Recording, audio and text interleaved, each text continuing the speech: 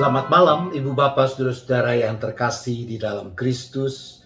Sungguh kasih setia dan pemeliharaan Tuhan nyata dalam hidup kita, yang memungkinkan kita malam ini boleh dipertemukan lagi, dipersekutukan lagi di dalam syafaat malam ini.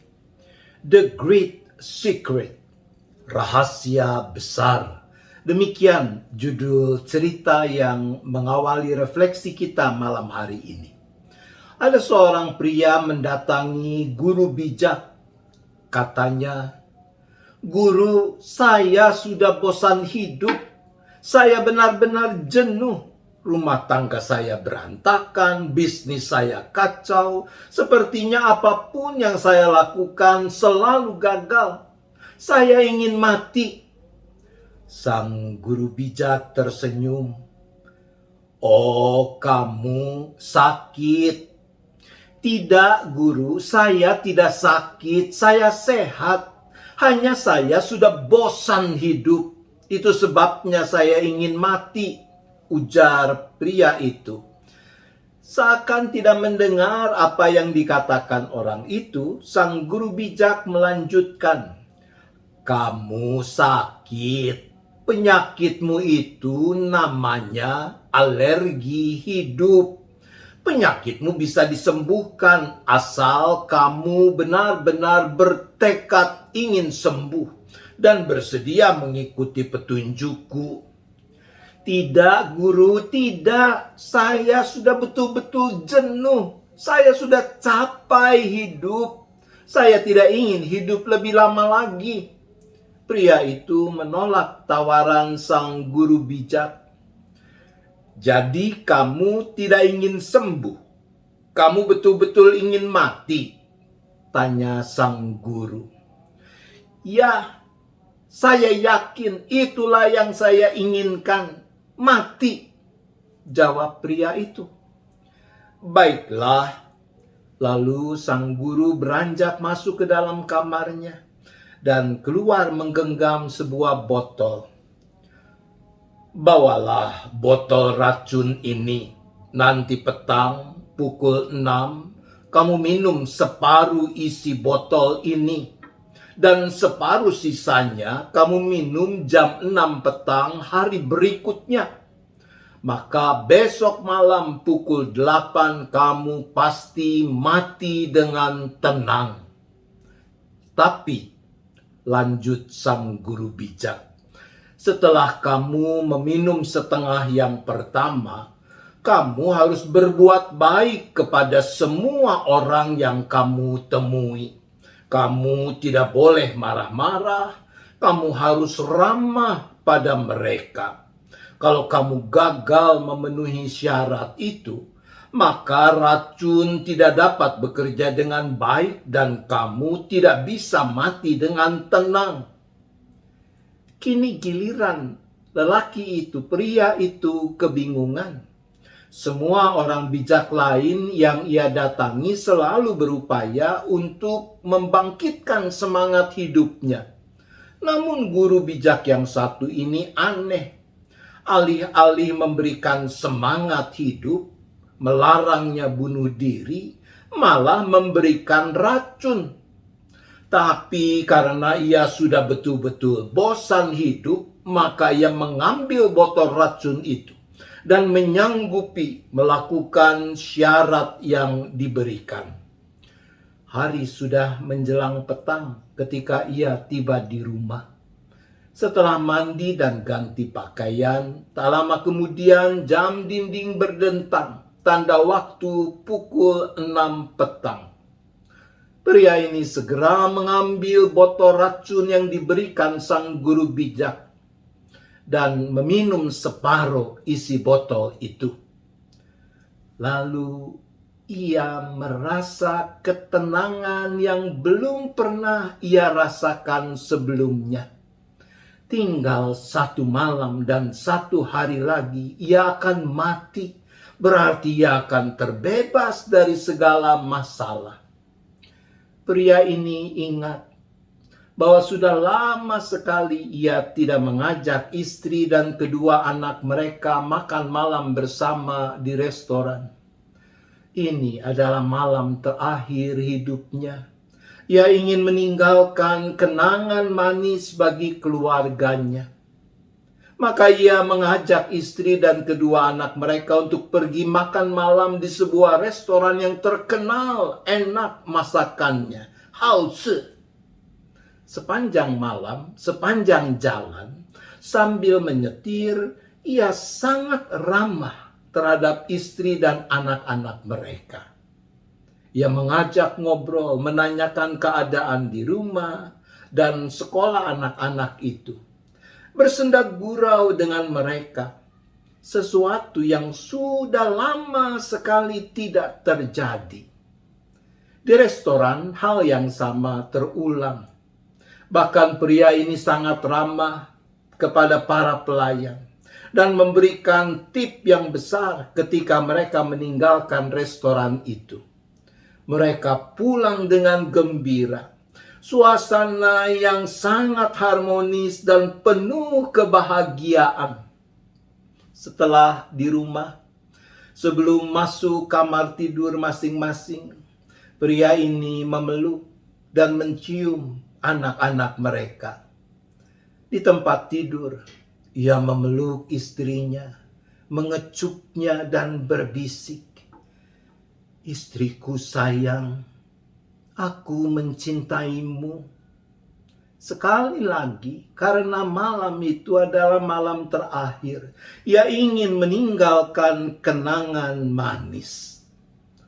Keesokan paginya, ia terbangun lebih dulu dari istrinya. Ia ke ruang tengah, membuka jendela. Ia merasakan tiupan angin pagi yang menyegarkan tubuhnya.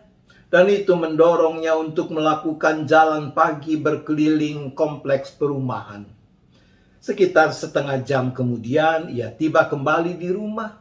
Dan ternyata istrinya masih tidur. Ia ke dapur, membuat 2 cangkir kopi. Satu untuk dirinya dan satu untuk istrinya. Karena pagi itu adalah pagi terakhir, ia ingin meninggalkan kenangan manis. Sebelum berangkat ke kantor, ia memeluk dan mencium istrinya, kembali membisikkan, "Aku sayang kamu." Sang istri merasa aneh. Dalam kebingungan ia berkata, "Suamiku, apa yang telah terjadi? Selama ini mungkin aku salah. Maafkan aku, sayang." Di kantor, ia menyapa dan menyalami para karyawan dengan penuh keramahan. Karena hari itu adalah hari terakhir berkantor, ia ingin meninggalkan kenangan yang manis. Para karyawan bingung, tapi mereka pun merespons keramahan pria ini dengan keramahan mereka. Kalau biasanya untuk kesalahan sedikit saja si bos sudah marah-marah, maka hari itu tidak demikian. Bahkan si bos juga bisa menghargai pendapat yang berbeda dari stafnya. Suasana di kantor hari itu sungguh menyenangkan. Semua bekerja dengan semangat dan gembira. Sore hari ia pulang dan tiba di rumah sekitar pukul 5 petang. Ia mendapati bahwa istrinya sudah menunggu di teras depan, menyambutnya dengan pelukan dan ciuman. Sang istri berkata, "Sayang, sekali lagi aku minta maaf kalau selama ini aku selalu merepotkanmu." Begitu masuk ke dalam rumah, kedua anak mereka memeluk sang ayah dan berkata, "Papa, maafkan kami. Selama ini Papa selalu tertekan karena perilaku kami." Oh, tiba-tiba arus kehidupan yang belakangan dirasakannya surut, bahkan mengering itu, sekarang kembali mengalir dengan deras, memenuhi sungai kehidupannya. Tiba-tiba, hidup yang belakangan dirasa membeku, membosankan itu, menjadi sangat indah. ia memutuskan, membatalkan niatnya untuk bunuh diri. Tapi bagaimana dengan setengah botol racun yang sudah diminumnya kemarin? Bergegaslah ia pergi menjumpai sang guru bijak sambil membawa botol racun itu. Melihat pria ini datang, sang guru bijak mengamati wajahnya, dan ia tahu apa yang sudah terjadi. Maka sang guru bijak langsung berkata, "Buang saja botol itu, isinya cuma air biasa. Kau sudah sembuh. Apabila engkau menjalani hidup dengan kesungguhan, menyadari bahwa maut dapat menjemputmu kapan saja, maka engkau akan menikmati setiap detik kehidupanmu dengan penuh syukur. Leburkanlah egomu, keangkuhanmu, kesombonganmu. Jadilah lembut, selembut air, dan mengalirlah dalam sungai kehidupanmu. Kau tidak akan merasa bosan, kau akan merasa hidup. Itulah rahasia kehidupan, itulah kunci kebahagiaan." Ibu bapak, saudara-saudara yang terkasih di dalam Kristus, di dalam surat Yakobus pasal 4 ayat 14 dan ayat 17 dikatakan begini, "Sedang kamu tidak tahu apa yang akan terjadi besok. Apakah arti hidupmu? Hidupmu itu sama seperti uap yang sebentar saja kelihatan lalu lenyap. Jadi, jika seorang tahu bagaimana ia harus berbuat baik, tetapi ia tidak melakukannya, ia berdosa. Selamat menggunakan waktu yang Tuhan beri untuk berbuat baik, agar aliran sungai kehidupanmu mengalir deras, memuliakan nama Tuhan." Tuhan menolong kita. Amin. Mari kita bersyafaat. Bapa di sorga, ketika kami memperhadapkan hidup yang adalah anugerah Tuhan pada kebenaran firman, seperti refleksi kami malam ini, maka kami mohon pengampunan-Mu ya Bapa. Kalau di sana sini kami suka sia-siakan waktu, tidak mengisinya dengan perbuatan baik, Tuhan, kasihanilah kami. Bapa, kami mohon hikmat, kami mohon kekuatan, agar kami mampu dan mau menghargai waktu yang Tuhan anugerahkan, mengisinya dengan berbuat baik, bagi keluarga, bagi sesama, semua demi kemuliaan nama Tuhan.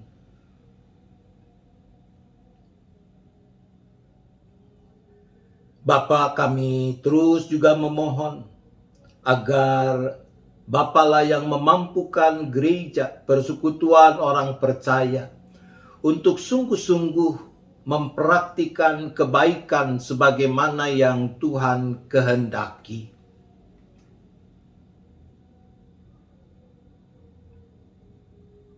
Bapa, kami tetap berdoa bagi umat manusia di seluruh dunia, bagi bangsa dan negara kami, di dalam perjuangan mengatasi pandemi dengan segala dampaknya. Kami berdoa khususnya bagi mereka yang terpapar COVID, serta keluarga masing-masing, para tenaga kesehatan, dokter, perawat, para petugas di lapangan, dan keluarga mereka satu persatu.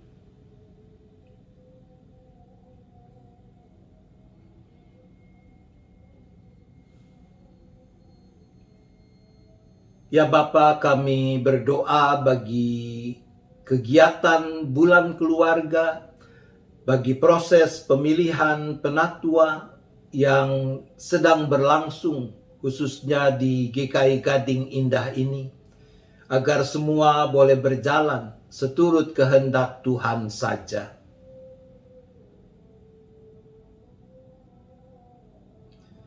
Sebentar kami akan beristirahat, ya Bapa. Maka kami serahkan lagi seluruh keberadaan kami hanya ke dalam tangan pengasihan-Mu. Biarlah Engkau yang memeliharakan kami, menjauhkan kami dari segala mara bahaya dan malapetaka, setiap kami, seisi keluarga kami masing-masing. Kami boleh bangun besok, menikmati dan menyambut hari baru yang Tuhan anugerahkan dengan penuh syukur, dengan penuh sukacita, dengan tekad mengisinya, melakukan perbuatan baik selagi Tuhan masih memberi waktu kepada kami. Terima kasih Bapa, kami bersyafaat hanya di dalam nama Tuhan Yesus Kristus. Amin. Selamat malam, selamat beristirahat. Tuhan tetap beserta kita.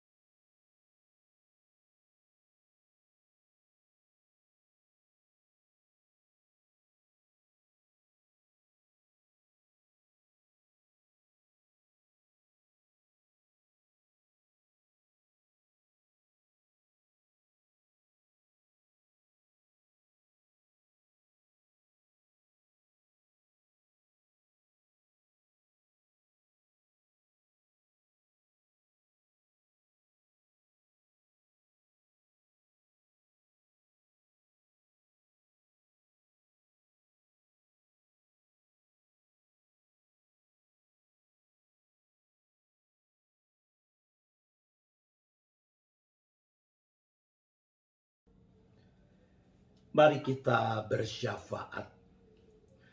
Bapa di sorga, ketika kami memperhadapkan hidup yang adalah anugerah Tuhan pada kebenaran firman, seperti refleksi kami malam ini, maka kami mohon pengampunan-Mu ya Bapa. Kalau di sana sini kami suka sia-siakan waktu, tidak mengisinya dengan perbuatan baik, Tuhan, kasihanilah kami. Bapa, kami mohon hikmat, kami mohon kekuatan, agar kami mampu dan mau menghargai waktu yang Tuhan anugerahkan, mengisinya dengan berbuat baik, bagi keluarga, bagi sesama, semua demi kemuliaan nama Tuhan.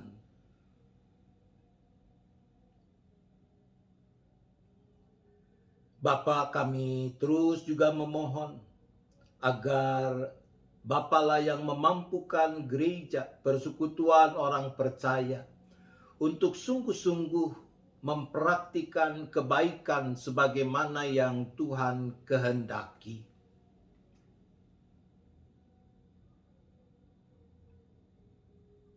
Bapa, kami tetap berdoa bagi umat manusia di seluruh dunia, bagi bangsa dan negara kami, di dalam perjuangan mengatasi pandemi dengan segala dampaknya. Kami berdoa khususnya bagi mereka yang terpapar COVID, serta keluarga masing-masing, para tenaga kesehatan, dokter, perawat, para petugas di lapangan, dan keluarga mereka satu persatu.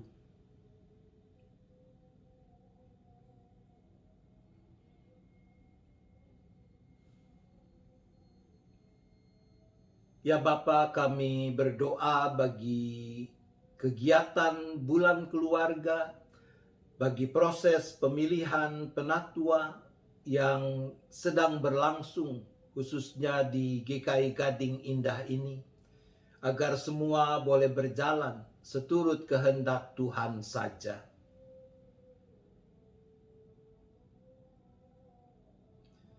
Sebentar kami akan beristirahat, ya Bapa. Maka kami serahkan lagi seluruh keberadaan kami hanya ke dalam tangan pengasihan-Mu. Biarlah Engkau yang memeliharakan kami, menjauhkan kami dari segala mara bahaya dan malapetaka, setiap kami, seisi keluarga kami masing-masing. Kami boleh bangun besok, menikmati dan menyambut hari baru yang Tuhan anugerahkan dengan penuh syukur, dengan penuh sukacita, dengan tekad mengisinya, melakukan perbuatan baik selagi Tuhan masih memberi waktu kepada kami. Terima kasih Bapa, kami bersyafaat hanya di dalam nama Tuhan Yesus Kristus. Amin. Selamat malam, selamat beristirahat. Tuhan tetap beserta kita.